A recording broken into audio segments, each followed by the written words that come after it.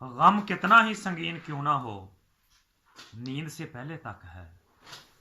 غم کتنا ہی خطرناک کیوں نہ ہو، سنگین کیوں نہ ہو، جان لیوا کیوں نہ ہو، لیکن وہ نیند سے پہلے تک ہی ہے۔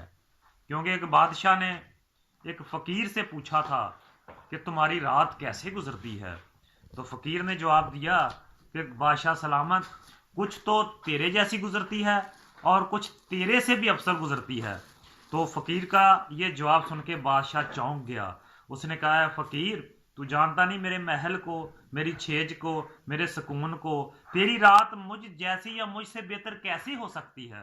تو فقیر نے جواب دیا کہ بادشاہ سلامت، تو جب سو جاتا ہے تو کیا تجھے علم ہوتا ہے کہ تم محل میں سویا ہے یا کسی کلی میں سویا ہے؟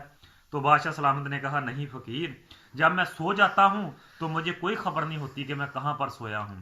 تو فقیر نے کہا کہ بادشاہ سلامت، یہی حال میرا ہے کہ جب میں نیند کی آغوش میں چلا جاتا ہوں تو مجھے کوئی خبر نہیں ہوتی کہ میں محل میں سویا ہوں یا کلی میں سویا ہوں۔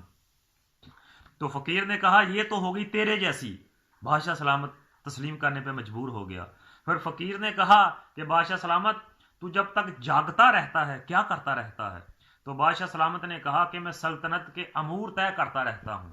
تو فقیر نے کہا کہ اے بادشاہ سلامت، میں جب تک جاگتا رہتا ہوں میں اللہ تبارک و تعالیٰ کی حمد و ثنا کرتا رہتا ہوں، میں درود شریف پڑھتا رہتا ہوں، میں استغفار کرتا رہتا ہوں۔ تو فقیر نے کہا کہ بادشاہ سلامت دیکھ لے، پھر میں جتنی دیر تک جاگتا ہوں استغفار کرتا ہوں، تو جتنی دیر جاگتا ہے تو سلطنت دنیاوی کام کرتا رہتا ہے۔ تو دیکھ لے، خود ہی فیصلہ کر لے کہ جو دنیاوی کام میں لگا رہے وہ بہتر ہے یا جو اللہ کی حمد و ثنا کرے وہ بہتر ہے۔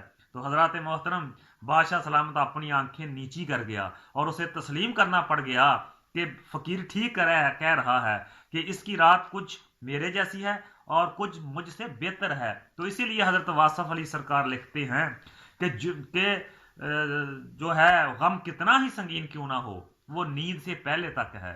اگر انسان صرف اس بات کو سمجھ جائے کہ نیند آنے کے بعد انسان غم سے فارغ ہو جاتا ہے تو یہ موت صغرا ہے۔ اللہ نے قرآن پاک میں یہ بھی کہا ہے کہ اے انسان، تو کیوں نہیں دیکھتا کہ میں تجھے روز موت دیتا ہوں، روز زندگی دیتا ہوں؟ کیونکہ جب انسان سوتا ہے تو یہ موت صغرا ہے۔ اگر انسان موت صغرا کو جان جائے تو موت اکبر کو بھی جان جائے گا۔ اس لیے ہمیں اس نیند کو ہی سمجھ لینا چاہیے، اس سے ہماری زندگی بہتر ہو سکتی ہے۔